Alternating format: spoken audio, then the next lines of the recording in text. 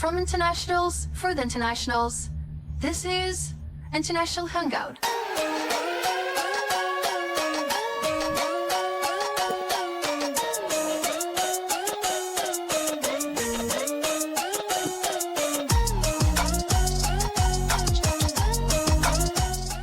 What's up, people of CFI? This is episode 3 of International Hangout. I'm Shushanik. I'm Suthe Silva. Today in our studio we have one of my favorite musicians on campus. You might have already guessed who it is. It's Mike. So, Mike, how you doing? I am good. A little bit hungry. Mm-hmm. A little bit hungry, yeah. Like after class, I just called you for an episode. Yeah, I'm sorry about that. Okay.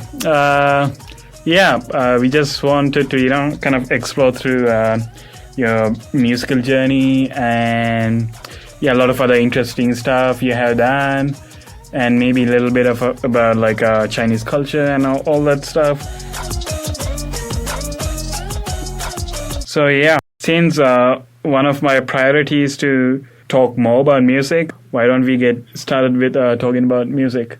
One of the burning questions I had was like, I see you're very talented in music, and like for someone to be this talented, like it must be like, they have started it from such a young age, or like, because it's impossible for someone to be this talented and like, just you doing it very well. And when did you start, like, actually with music and all that stuff? What age? Okay, I started piano since around 6-year-old, and I went into a choir around 10-year-old, and I was doing some vocal performance like in a music school since around 16-year-old. But before that, I also did some composing. So I did all sorts of different stuff, different period of life. And now I am looking to develop myself more into the composing area. Okay. So do you do some music production? And like, have you tried? So you said you compose as well. Yes, I did do a lot of like music production and some sort of creative composing thing. I wrote some music that's like really interesting and non kind of traditional sound. But now I got a new professor who is really nice because he has a lot of very firm knowledge about the traditional like music practice. So we were doing some basics or some sort of preparations for composing. Which are just a lot of practices and basic chord progression and harmony practices. And I think his system is very different from what I learned before. So now I'm kind of more into these basics. Oh. Yeah. Okay. Like, I mean, I find music to be very amusing, like, because I know like how to play a couple of instruments, but not that deep. I haven't practiced in a long time. I used to play violin, but it just back in my high school and stuff when I got the chance. But my knowledge is pretty, on the surface. So yeah, but I wanted to ask. Okay, let's get started with what's your favorite instrument and what other instruments you play? Okay. Hey, violin is not easy. Violin is a hard instrument. It's very hard. You're not just on surface if you can play violin. That's because violin requires your ears to really like be careful to the intonation. And it's so hard. I also. Sorry to interrupt, Mike. I just want to say, like, I mean, Mike might be using a lot of, for the listeners, Mike might be using a lot of, like, terminologies and stuff related to music. So I would want you to, like, kind of explain some terminology for our audience, so they would, in the simplest language possible. If I just dropped in and asked you what's the meaning, do you think you could explain it? Yeah. Okay. Yeah. So you said what instruments? Again?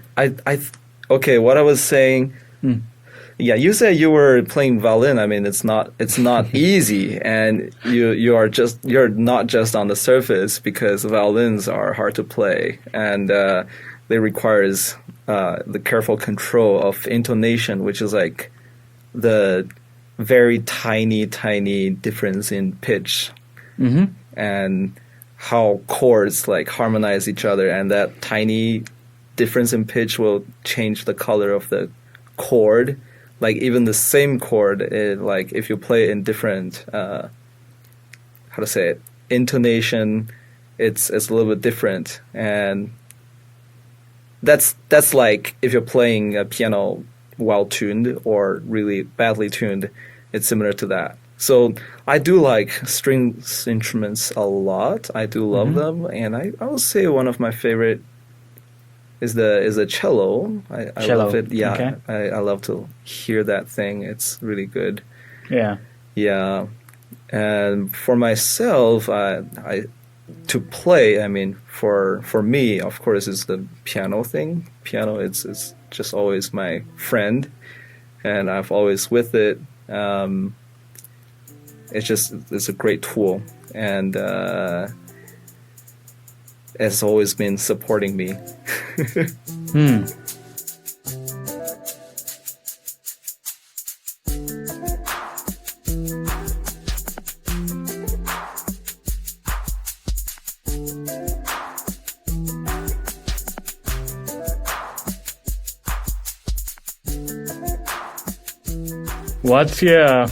I was just curious, what's your favorite music genre?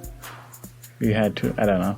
Music genre? Yeah, like what you listen to, like when you just, chilling, I would say. I listen to quite a various kind of a big range of music genres. I listen to all kinds, but and I am actually expanding my horizon recently a lot. But I used to love classical the most. I was always listening to all kind of classical music, and especially there was a period I loved Bach kind of religious music so much. It's really interesting. I love Bach's cantatas and oratorios, and for things I love, like my favorite stuff, I will go online and check the background and context and the lyrics, but for a lot of them, it's just like really calm and nice to just listen to them. And then like in recent years, I've been checking out a lot of different genres, especially on jazz. I'm loving jazz in recent years, and I am slowly digging into this really magical thing. And I think jazz has a lot of similarity to kind of like Baroque music, like Bach thing. That's what I think. Okay. Do you have any recommendations, like artists you want us to try? Like you think that's impressive and stuff. For music artists, for which genre? Anything. I mean, okay. Since you talked about classical music and. What's that, jazz? Do you have any recommendations? I think it's interesting for different kind of subgenres, because in classical world you got a ton of different things, and in jazz you also got different kind of jazz. So these are all really broad genres, and each subgenre I like different artists, and I love their interpretation in that specific genre. And what I want to talk for Baroque, I will like. Okay, that's a little bit too deep. Baroque music. I like some of the authentic. School of interpretation, and one of my favorite person is the Don Koopman. He's a Dutch people. He's a Dutch people, a Dutch person, a Dutch conductor, and he plays the organ as well. So Ton Koopman. And for pianists, I heard a really, really nice Beethoven like sonatas by this person's last name is Say. Say, so I think S-A-Y. By the way, Mike, were you gonna put all the like the names and stuff you gonna say? I mean, you could send me those, like the artists. Yeah. We would put the links at the show notes and stuff. So yeah, of course.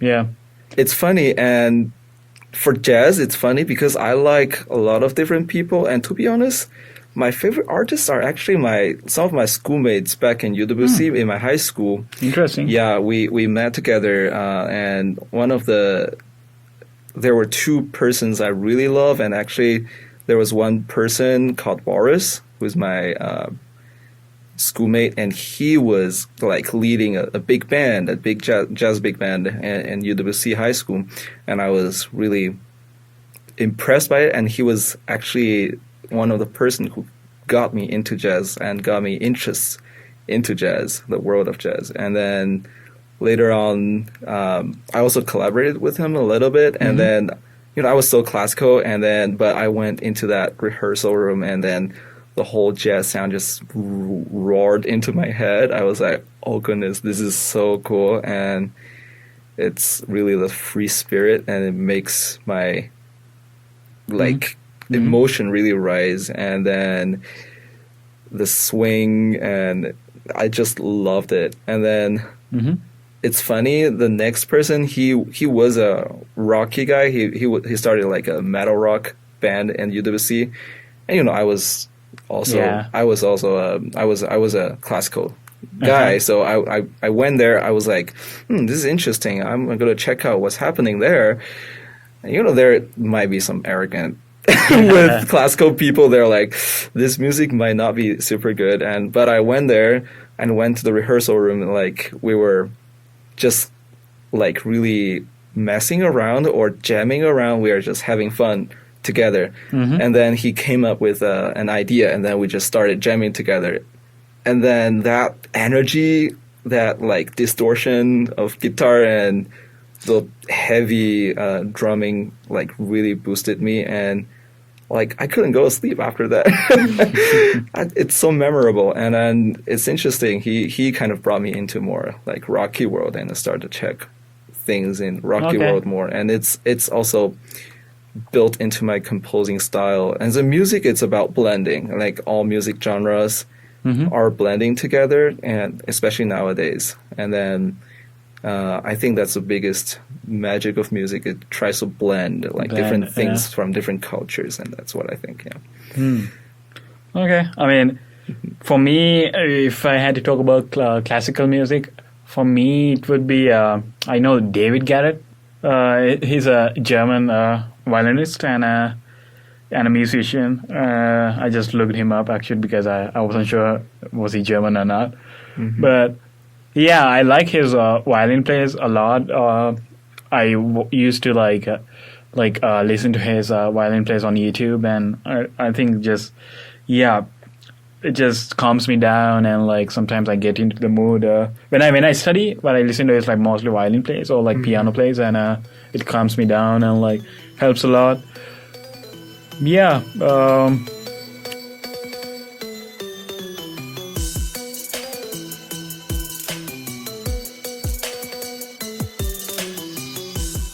So, Mike, I was thinking, since I'm pretty sure you had participated in a lot of like events and stuff, but out of all those, what's your like most special like event? Okay, so I've joined a lot of events, but one of my most memorable events was last year. I got one of my flute and piano piece performed on the campus, and that was such a special experience because I wrote this piece like really experimental. I wanted to explore some really deep thoughts of myself and the struggleness, the pain, and what I felt on this campus, and the kind of cultural, I want to say, you can say shock, but the cultural shock is not like really typical. It's more like the change of environment, and also the cultural shock to myself, because I'm a blind person, and if you don't know, but I'm not born blind. I was born low vision, but in recent years, I've just gone fully blind. And then I came here, which is this campus is my first campus I explore as a blind person, and also it's very challenging because this is a place like very rural, and while comparing with where I come from, which is Beijing, it's very rural. So what happens is that I really struggle a lot with my life, and because I didn't know how to use the apps, like everything was so expensive, and I didn't know how to get food when the cafe is not running, and just like little things like those really stressed me out a lot. I was trying to put this into my composition, and also there are some propagation thing which is like somewhere is dangerous, and I was kind of feeling a little bit insecure because it's a new country for sure. And then I was putting these struggles into the music. So on one hand, it sounds really dark and really crazy, but it has a lot of like little Chinese, I would say, motifs. So motifs are basically short little melodies, or little, you can just say little melodies, but melody segments of like from some Chinese, especially folk music, and just all over the place, but they are like in a really dark context and really in a really struggling kind of sense.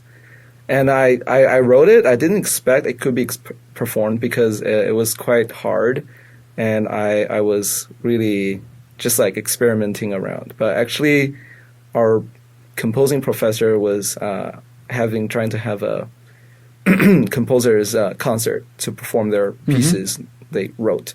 And then I was like, okay, I will try to let this perform. Then I asked my really good friend, the flute player Lazarus, who plays flute really well, and also pianist Joey, to do this. And there was also a little thing, which is like, because people were too busy, especially Joey, he was busy with a ton of concerts like during that period. And then he like really didn't have time to practice both movements, because the piece I wrote has two movements, basically like two songs, if you understand that way. So it's like a symphony can usually have four movements, which is like sounds like more songs. And what I wrote is like has two songs consist together. And then I just let him do the first movement. I've actually found another pianist doing the second movement, which is quite funny, who is David. And yeah, he's a viola player as well, but he plays piano really good. So I found him to play the second movement. And it came really well, although it's kind of weird that Laz with his flute was standing there, and then the piano player just changed in the middle. Yeah, but it really was like one of the first time I having my like something really deep and experimentative things performed. That was the first time, and I haven't got that happen before, because when I was in music school, I was in vocal performance major. I was not in composing major, so I didn't have a chance to have this kind of thing happen. But I was so impressed that this thing could happen here, and it's really amazing. Yeah.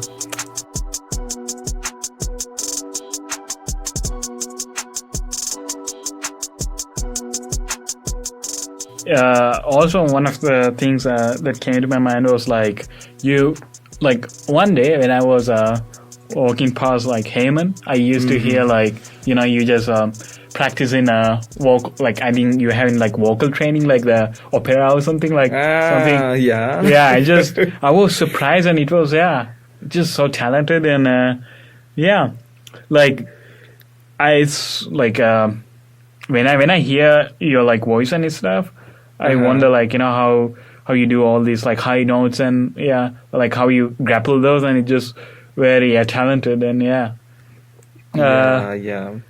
Do you sing like when you like have maybe just on a chill, or do you have one of those moments you have this urge to kind of just sing it out? I do sometimes, and it's kind of a way for me to release stress. But recently, I think I want to be more kind of thoughtful person on like especially more theory and composing, and that is kind of challenging because I have problem like remembering lyrics. I kind of look at it and sing at the same time, so I need a longer time to know a song, and that's partially why I'm now like not doing singing or vocal as my first like preference on music. Yeah, however, recently I was checking out a song like, you know, that Wonka and Chocolate Factory? It's an American Is it the 70s movie. oh Animate. Willy Wonka? Is it like that? Yeah, Willy Wonka, Yeah. yeah. And there's the pure imagination. Uh-huh. And I love that kind of really like seductive, like really attractive, but like really fantasy and also very scoopy at the same time, that kind of thing, because Pure Imagination is the song like I think is like when the kids were entering the chocolate factory and when Wonka was introducing them into it and he was like, come with me. Yeah, Actually, it's like yeah, I think and you'll be in a pure of pure imagination. Is that right? It's like really trying to get them to come on, and this is a beautiful world, but in the background is like it's like really scoopy chords on the background, and which like infers the later things happening, which is like this is a factory that reflects our willing and our thoughts, and if we have like bad thoughts, like it's going to magnify them as well. So it's it's like a reflection of our reality of like our desires. That's Desires, our yeah. desires. Yeah. yeah. I mean, since you were trying to like sing a part of it, I think we should also like give our listeners a chance to like listen to one of your samples, right? So, do you have any? What's one of the samples like you think our listeners would like to listen? Yes. Okay, then we will play a sample. Yes. Yeah.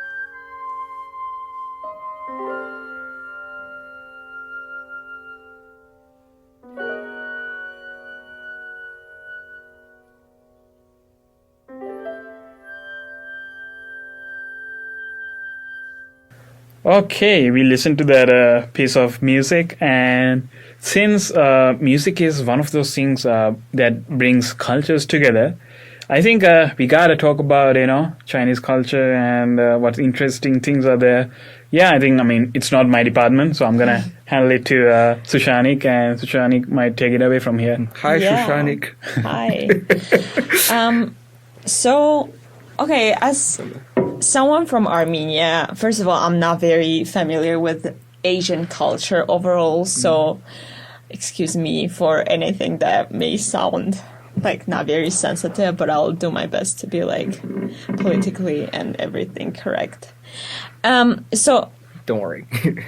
Chinese culture is basically one of the leading cultures in that region, right? Yeah, it's kind of very I would say like effective and influensive around the area. That's true. Do you think Chinese culture kind of puts in shadow all the other cultures that are there in the region? Like, I mean, yeah, it's a big country. It's a very influential culture, but like, does it just like? I mean, are there like any other cultures that you think are fading away? Like when there is such a big influential kind of culture. Okay, so China is huge and it's consisted of like a lot of different cultures, and there are a lot of things that are actually fading out. And it's talking about this is actually really funny. It's like around Tang Dynasty, and I used to be a Buddhist before, and there's some like. You know how Buddhism was started around in India and like Nepal around that area, and then into Tibet of China, and then to like middle and eastern China, and then they were all the way brought into Japan. So they're all different versions of Buddhism, and this like one of the biggest characteristic of like Asian cultures, and each kind of culture. It's kind of have tons of different versions, and it's like blending everywhere and becoming new divisions and new variations of those. And a lot of those Chinese cultures in the past, they went to Japan and Korea, and some of them were actually kept better now, and then some of them like were maybe lost in mainland China. And similar stuff happens. Like maybe there are some other country stuff like were kept in China, but it kind of faded out in other countries. Yeah, it's very interesting. I see. Okay, so what is your favorite like cultural practice or like ceremony that you guys have in China that you would like to tell our audience? Okay, this is a very interesting thing. I just remember this past summer vacation, I went back home, and I went back home around the beginning of June, and that was around the Chinese Dragon Boat Festival was happening. And this is a very big event. It's one of the most traditional festivals, and people usually eat a kind of specific kind of food that is like a type of plant. It's like with huge leaves, and then you have the sticky rice inside, and the sticky rice inside the sticky rice there's also different kind of stuff in it, and some versions there are salty versions which are meat. And there are also sweet versions, which are it could be date or some other sweet beans or things like that.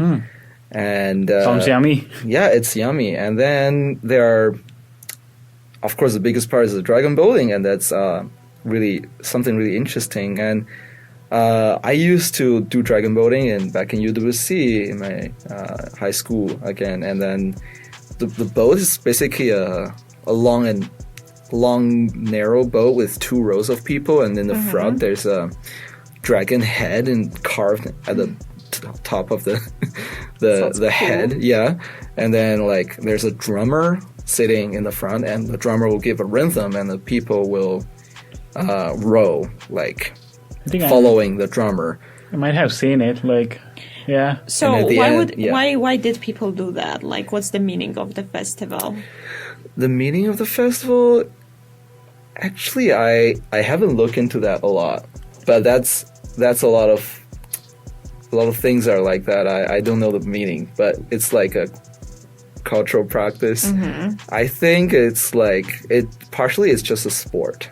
I mean, it's a sport and people to entertain, and but in the past, it does have some traditions that only men kind of row that kind of thing, and there's also another kind of boat. I forget the English name, like for women, but nowadays people are talking about this, and then people are trying to make it more gender like inclusive. Okay. Yes, and then so that in the past it might also have some sort of things to show like masculinity, and it is true, and it's dragon boating is very masculine kind traditionally, but it's a very big kind of sport that a lot of people do participate. And I went back home.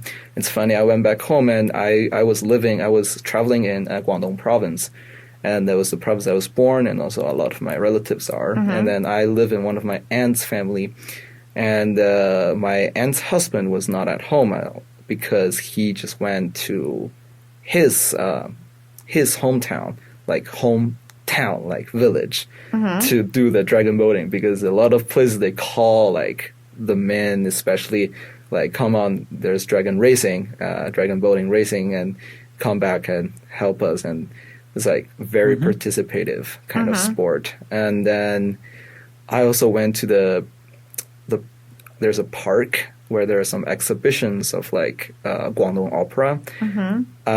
I went there with another blind friend. We were both blind. Like we couldn't, because it was not a very accessible museum, we didn't see anything. But when we were walking around, we heard like a sound like dun, dun, dun. We were like, what was that?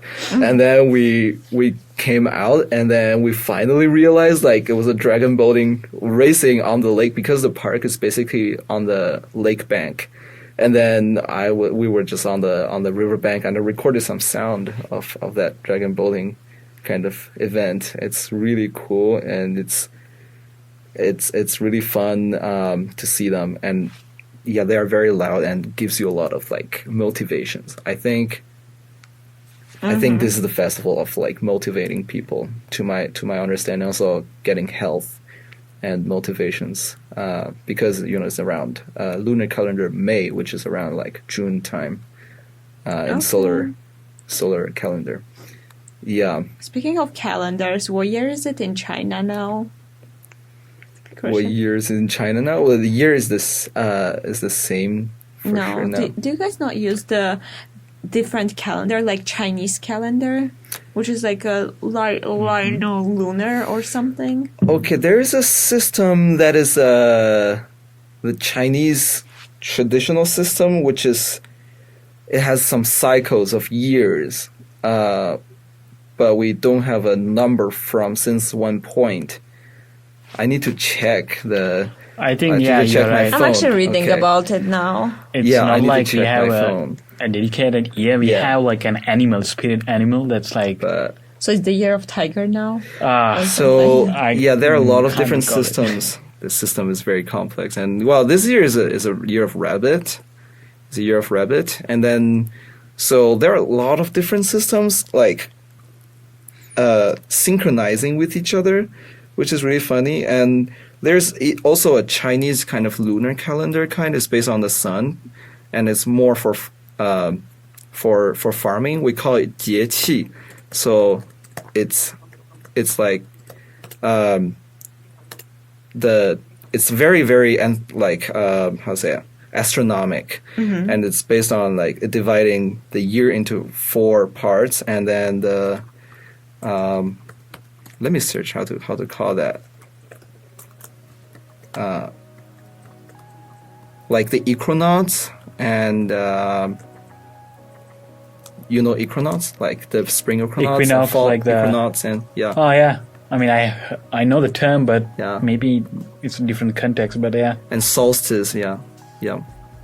Okay. So equinox and solstice, and this system is based on that, and also it has subdivisions, such as between the summer equinox and the summer solstice and the fall solstice. Yes. They're also like divided in, I think, 3 different parts. Yeah, if I remember correctly, yeah, it's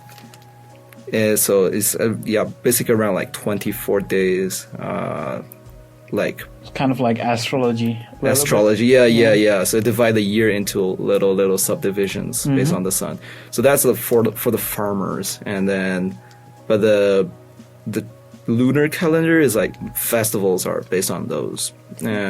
Nowadays we use it for festivals like spring festivals, and those ones. There is the year of animals, which how do you call that? I'm so tempted to go read about like Chinese zodiac signs. Yeah. So it's my favorite thing. Like I love The reading zodiacs. about zodiacs. I know you into. You're like, talking about the zodiacs, right? Yeah. Yeah, the zodiacs. Yeah, we have the So there are 12 different animals of the zodiac. Is the same in the normal zodiac thing? No. No, little bit different on that. Yeah. Explain it, Mike.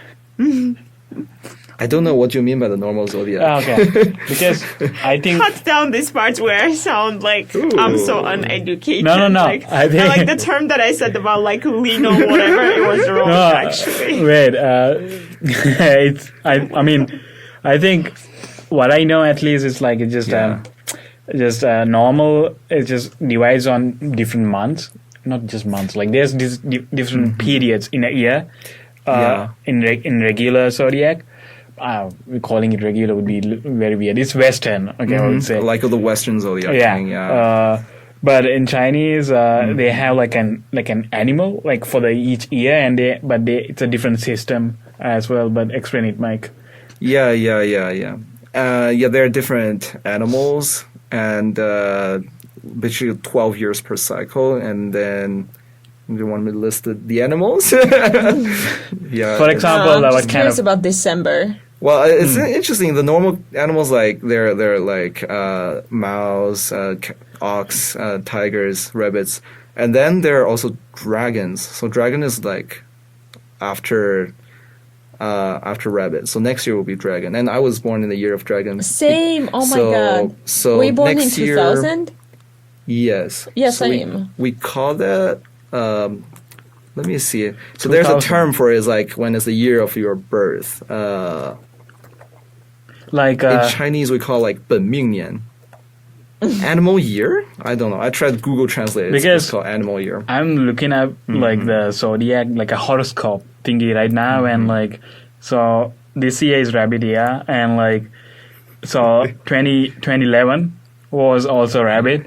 Yeah. So apparently it's like a cycle and it keeps going. Yeah, every 12 years. Yeah, At least every with the 12 year, years. it repeats. Yeah. So like. It repeats, yeah. So I was born. We were both born in Yeah. dragon. We were dragon babies. Dragon is cool. Yes, and it's Like funny. I love that evil stuff. It's funny. There's a tradition, like in your animal year, you wear like red underwears or red socks. and, Only like, red. Yeah, red underwears and red socks. Oh my god, I need to Something go like shop Socks, on Amazon. Yeah, That's funny. that's funny. That's funny. It's red underwear. I don't know where it come from, but it's like from my parents, and a lot of people do like practice this kind of thing. It's like it brings you good luck, something like that. Okay. Well, I mean, you know, every culture kind of has these things that you have to do to, like, you know, be lucky not to catch a bad eye and some stuff like that. So, Probably the biggest part of Chinese culture, like. yeah.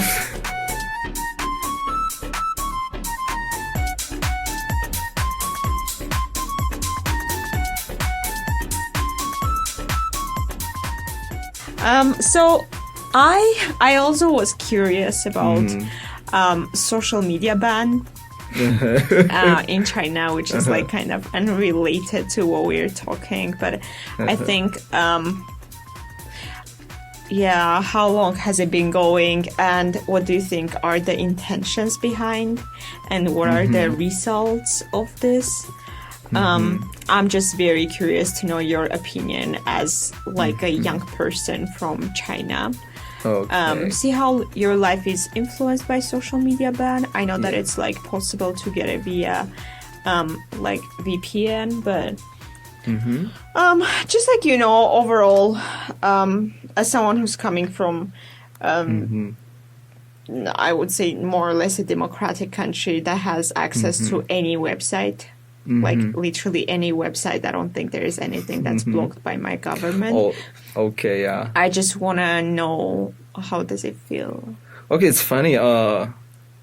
It's funny because on CFI, do you know that actually sometimes I experienced this a lot, like quite several times. There's some the school actually banned some websites. Yeah. Because of the carrier or the internet provider of our campus kind of, they actually banned them for like cybersecurity sake. Although sometimes I don't think so.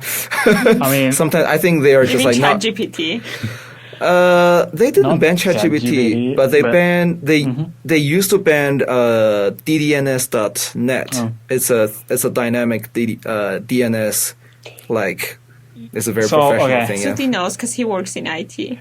like, Explain. I think it happens mostly because sometimes people go to certain website that potentially could have like a lot of Yes. phishing links in it, and people click on them, and like the ones you click on, like the pop-up ads kind of stuff, even in like the websites that have like a free movie streaming kind of stuff, people click on them, and some of the websites, for example Yik Yak, not website, applications, college don't like some like college administration, like, I mean, if you were told to, like, you know, we don't want our student body to like be interacting with certain stuff, we would kind of put restriction on them.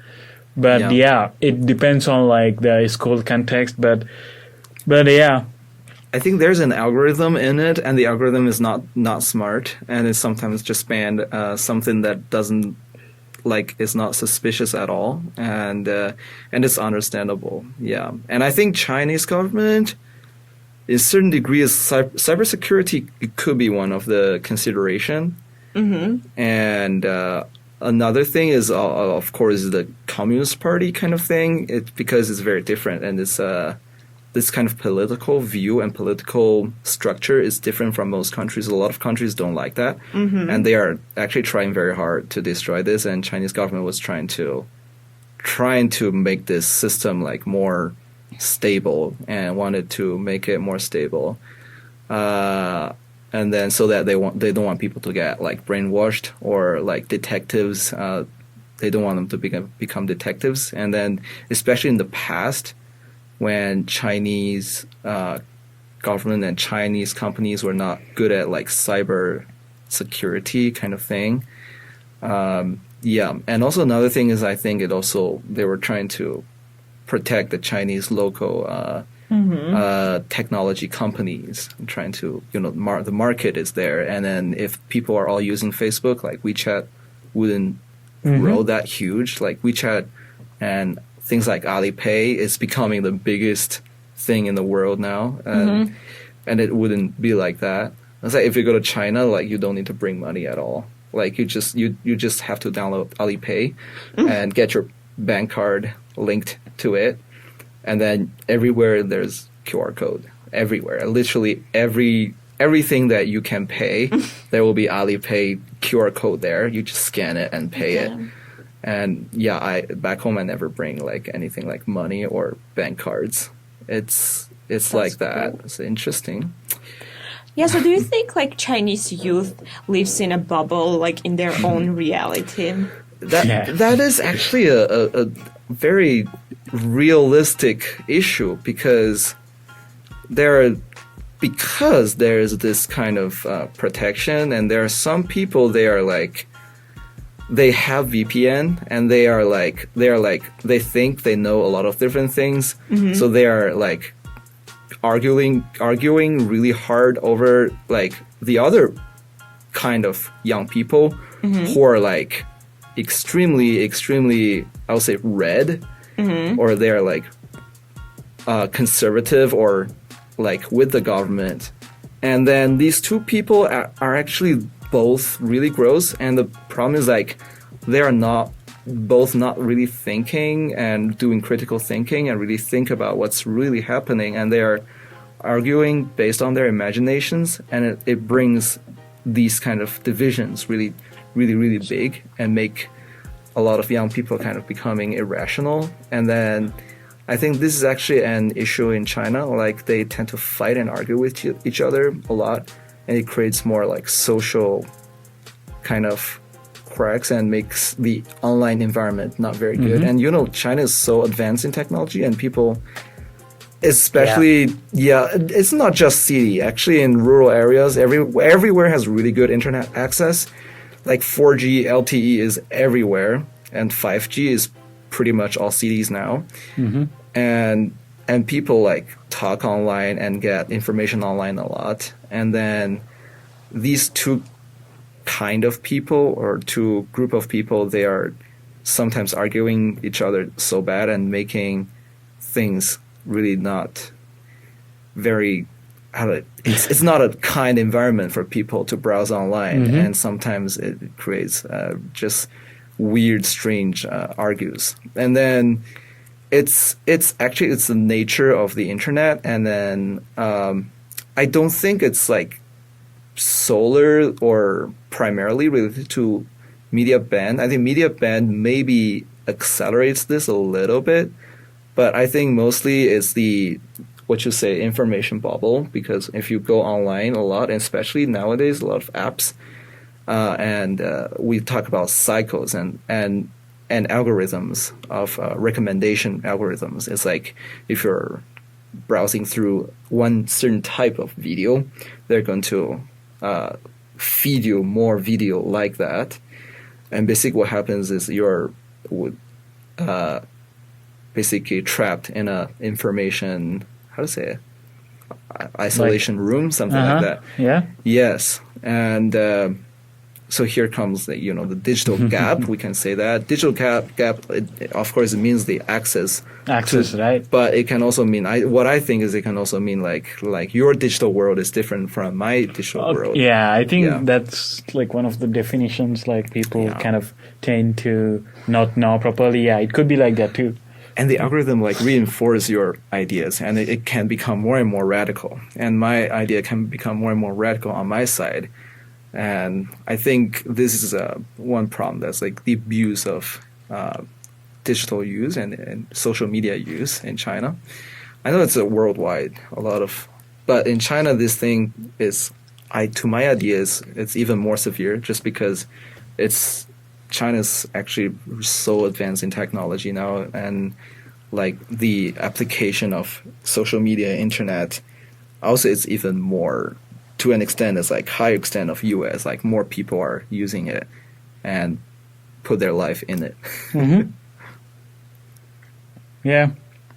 I didn't expect to go that much into politics, but I think, it's Shishanika topic and stuff. But yeah, I think that sums it up. I mean, if you let me check the time right now. Yeah, it's considerable amount, and but yeah, thanks for joining us with our episode today, Mike. Right. It was a lot of interesting stuff. We started from music, and we went into Chinese culture, and a little bit into politics. Yeah, thanks for joining us, and I think usually how we end an episode with like maybe a greeting, like how do you say goodbye, like, or I don't know, what do you want to say it in Chinese, or like? Yes, say goodbye. You can say 再见. It's more formal way of 再见. If informal way, you can say bye bye. Yeah. Okay. Okay. In China, bye bye works. Everybody use it. And and 再见 is the formal. Okay, let's say it together. Do you want to give it a try, Sushani? Okay.